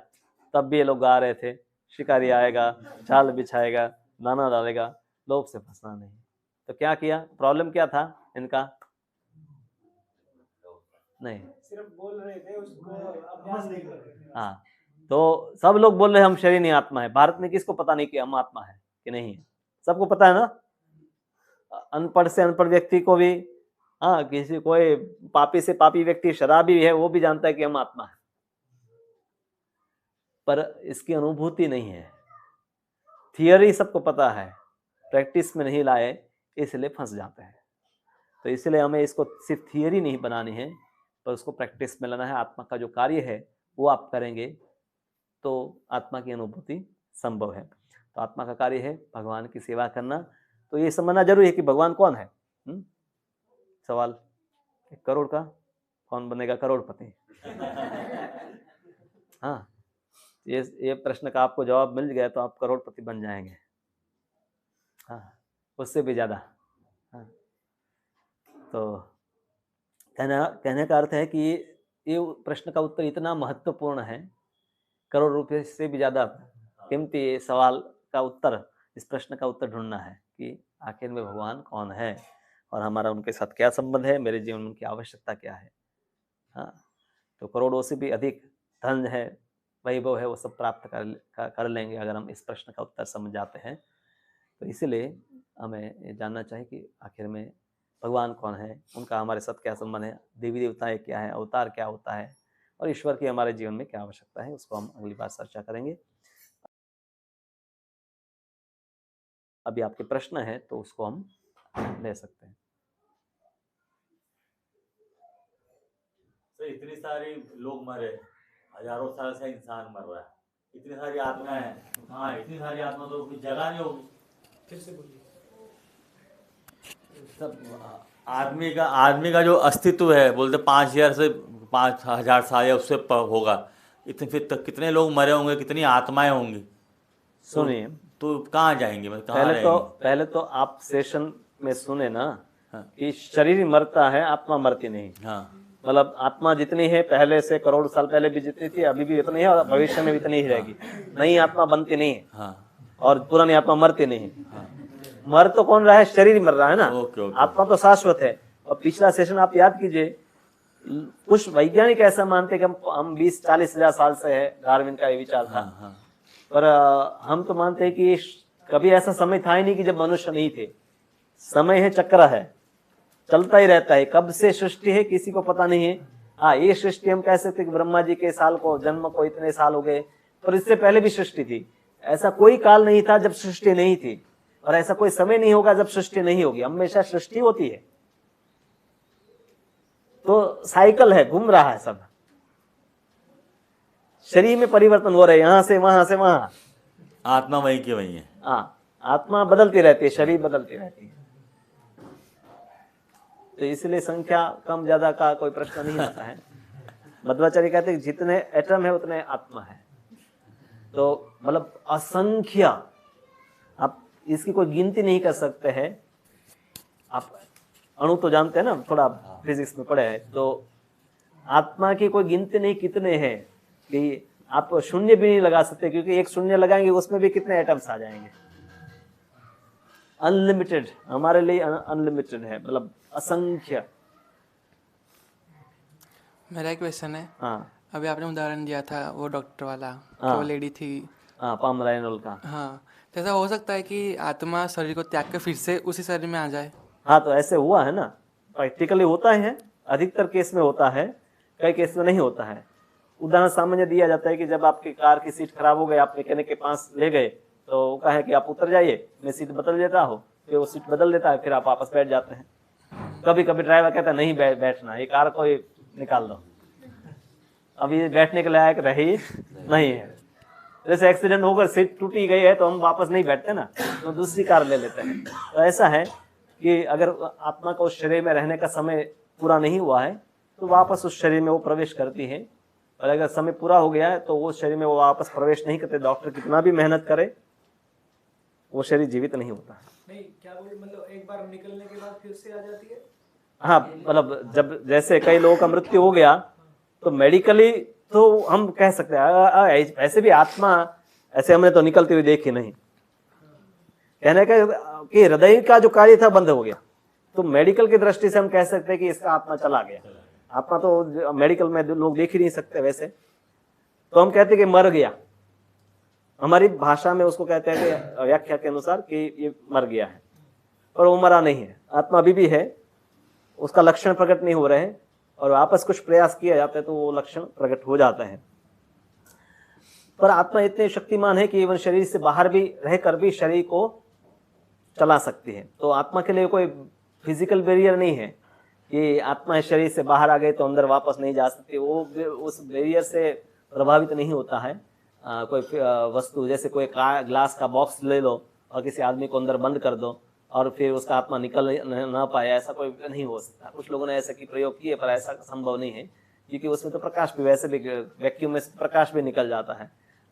आत्मा की क्या बात है। और एक क्वेश्चन था, कैसा हो सकता है कि आत्मा को कोई शरीर मिले ही नहीं? हाँ, उसको जब नहीं मिलते हैं तब हम सब उनसे डरते हैं। किसी को शरीर नहीं मिले तो उनसे लोग, जैसे कोई आवारा घूमता है ना, जिसका घर नहीं है, तो उससे लोग डरते हैं। उसको हम कहते हैं प्रेत, अच्छा, जिसको शरीर मिला नहीं, पर उसके पास फिर भी एक शरीर है, वो है सूक्ष्म शरीर। तो या नरक लोक में जब यातना भोगते हैं तो यातना देह उसको दिया जाता है, तो उस शरीर में वो दुखों का अनुभव करता है।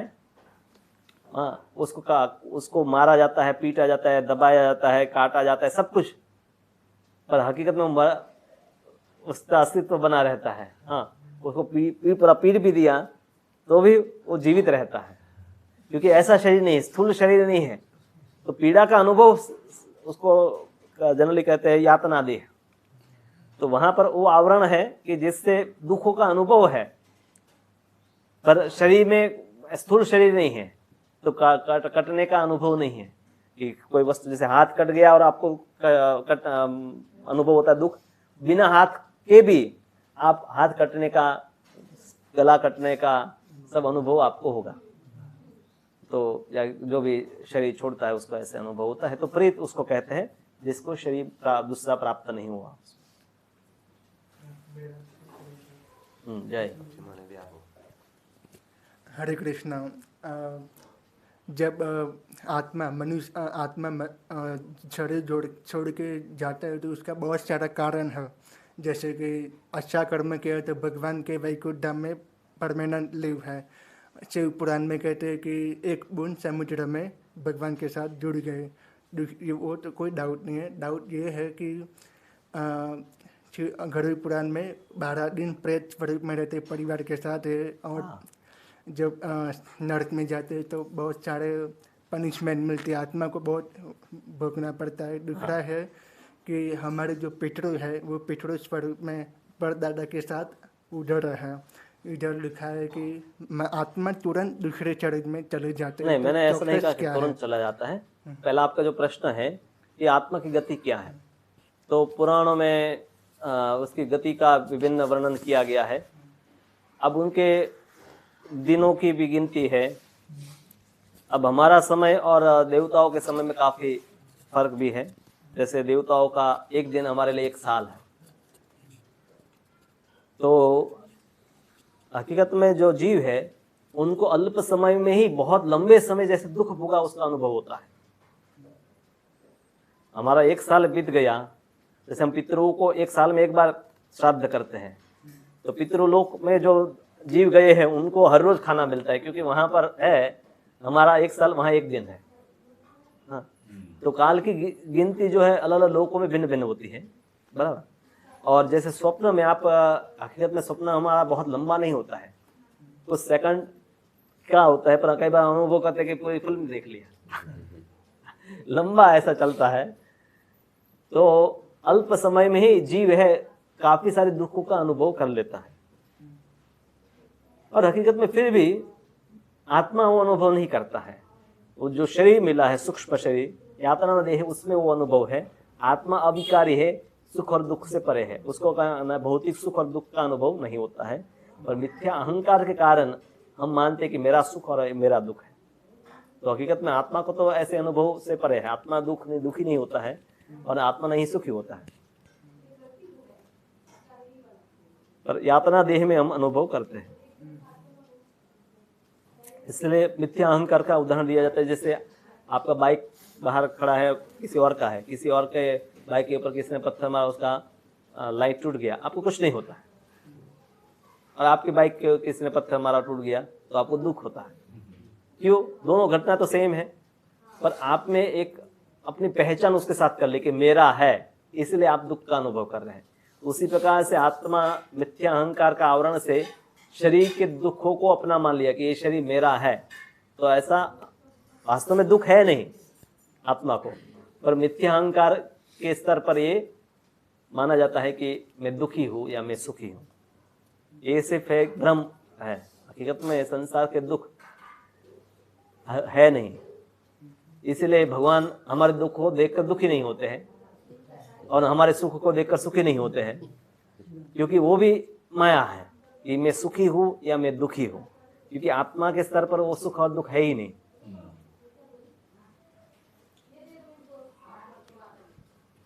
बोले। आपने जो 84 लाख स्पीसीज की बात की, तो ब्रह्मा और आदि देवगण वो भी इसी में आते हैं? हाँ, सभी जो जीव इस ब्रह्मांड में है वो सभी मनुष्य जो जीव तत्व है सभी ये 84 लाख योनियों में आते हैं। जो भी जीव तत्व है सब। मेरा एक और क्वेश्चन है, कर्मों के अनुसार हमें दूसरा शरीर मिलता है, तो कर्म शरीर के ही होते हैं ना? हाँ, कर्म शरीर के माध्यम से हम करते हैं, पर मूल कर्म की शुरुआत हम आगे टॉपिक आएगा कर्म के ऊपर, तब उस पर चर्चा ज़्यादा करेंगे कि जीव ने इच्छा की, वहाँ से कर्म का श्रृंखला शुरू हुआ। अब तो ये श्रृंखला है, चेन रिएक्शन है।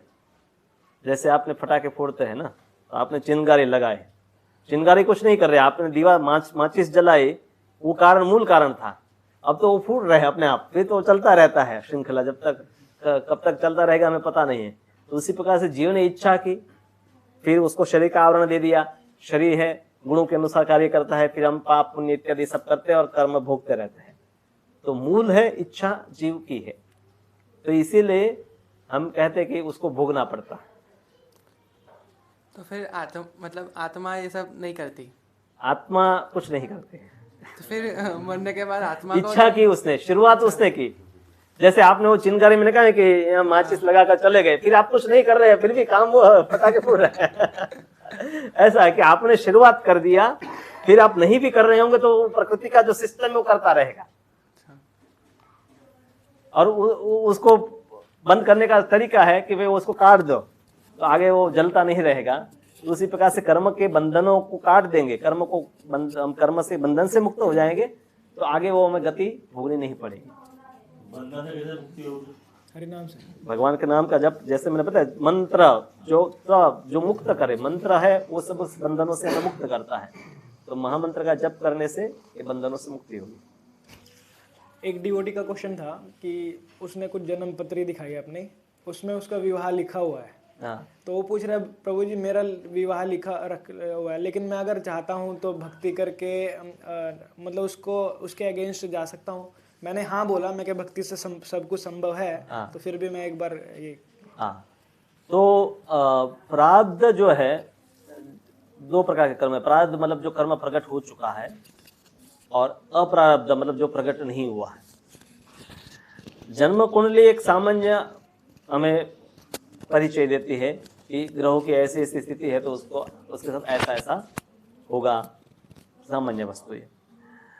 तो एग्जैक्टली उसके साथ क्या होने वाला है वो त्रिकालज्ञ जो है, जैसे यमराज है या नारद जी है या भगवान है स्वयं, वो जानते हैं कि इसके साथ आगे क्या होने वाला है। जैसे नल को मणिग्रीव, तो नारद जी ने श्राप दिया, तो उनको पता है कि कई लाखों साल के बाद है भगवान कृष्ण यहाँ आएंगे और इसका उद्धार करेंगे।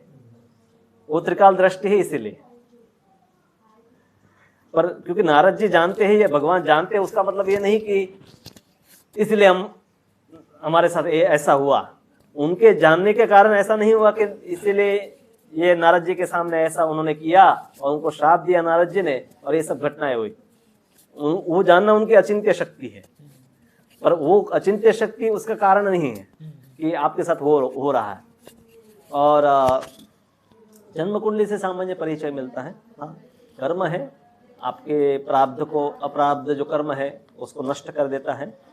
तो भक्ति में वो शक्ति है कि जो कर्म प्रकट नहीं हुई है उसको भी बदल सकते हैं। तो जो कर्म प्रकट हो चुके हैं, जो कुब्जा थी उसके कर्म के अनुसार उसको हंसबैक होना पड़ा, तो उसकी पीठ मुड़ी हुई थी और भगवान ने उसको भी बदल दिया, उसको सुंदरी स्त्री में परिवर्तित कर दिया। तो शरीर में परिवर्तन संभव नहीं है। हाँ, आर्टिफिशियल हम कर सकते हैं, पर मूल रूप से तो नहीं, सामान्य रूप से होता है। पर भगवान चाहे तो किसी को ऐसा भी कर सकते हैं। इवन जो कर्म प्रकट हो चुके हैं उसको भी बदल सकते हैं। सामान्य रूप से भगवान नहीं बदलते हैं, और हमें उसकी प्रार्थना भी नहीं करनी चाहिए। अब मैं भक्ति में आए तो मुझे एक अच्छा शरीर बना दीजिए। हम कभी कल्पना ही करते हैं कि कितना अच्छा होता है भगवान अगर मुझे एक परफेक्ट शरीर दे दे। भक्त है, जो भी भगवान ने दिया उसको स्वीकार करता है। तो मतलब कंक्लूजन हो सकता है ऐसा। हाँ, कर्म से है, उससे भक्ति कर्म बदल सकता है। अपराध कर्म है वो चेंज हो जाएगा। तभी तो है कर्म का चक्र से हमें मुक्ति मिलती है। अगर भक्ति है कर्म को नष्ट ही नहीं कर सकती है तो मुक्ति संभव ही नहीं है। ज्ञान से भी न कर्म नष्ट होते हैं। ध्यान, ज्ञान, धर्म के अनेक तरीके हैं, तो पूर्ण रूप से उसका निवृत्ति जो है भक्ति से होता है। क्योंकि कर्म की अलग अलग अवस्थाएं जो है, प्रारब्ध, अपराध, कूटम, बीजम, और मूल उसका है अज्ञान। तो अज्ञान का नाश है भक्ति से पूर्ण रूप से होता है। ज्ञान और यज्ञ, तप इत्यादि से कर्म आंशिक रूप से नष्ट होते हैं। जैसे मान लीजिए कि आपके शरीर में कुछ बीमारी है, कोई स्मोकिंग करता है, कोई ड्रिंकिंग करता है मान लीजिए, तो वो 12 साल के लिए अच्छा जीवन जीने लगे तो उसके सब शरीर के जो बॉडी में सेल्स है वो सब हील हो जाते हैं, वो नॉर्मल बन जाएगा। कोई स्मोकिंग करता है तो उसको काफी साल लगते हैं वापस नॉर्मल होने में। उसने तप किया तो वो कर्म उसके सुधर गए। तो इस प्रकार सत्य, का पालन, ब्रह्मचर्य का पालन, तप, धर्म, पुण्य कर्म इत्यादि भी कर्मों को सुधारते हैं, और पूर्ण रूप से निवृत्ति है सिर्फ भक्ति से होगी। बाकी सब में आंशिक या महद निवृत्ति होगी, पर संपूर्ण रूप से मुक्ति है भक्ति से ही होगी। हरे कृष्ण। आभार। પ્રભુજી સંચિત કર્મનું ફળ મળે કર્મના ફળમાં संचित कर्म जो पहले के बहुत सारे कर्म है इकट्ठे हुए हैं, सबका तो एक बार नहीं दे सकते ना। कुछ सैलरी आपको मिलती है, कुछ जॉब छोड़ते हैं तो फिर आपको पीएफ मिलता है, पेंशन मिलता है। तो कुछ कर्म के फल ऐसे हैं कि जो आपको बचपन में ही भोगने हैं। जैसे दांत गिरने की पीड़ा आपको भोगनी है, या गिर कर बार बार गिरना जमीन पर पीड़ा, तो उसके लिए वापस आपको ऐसा शरीर लेना पड़ेगा। तो अनेक कर्म है। किसी व्यक्ति ने 5 लोगों को मारा है तो 5 बार उसको मरने का पीड़ा भोगना है, तो उसको 5 बार जन्म लेना पड़ेगा। तो बहुत सारा कर्म है, उसका फल भोगने के लिए वापस पुनः वह शरीर लेना पड़ता है। वो आएगा, सब कर्म के टॉपिक पे सब आएगा। अभी टॉपिक है नहीं तो, पर ज़्यादातर प्रश्न उसी के ऊपर हो गए हैं। हरे कृष्ण।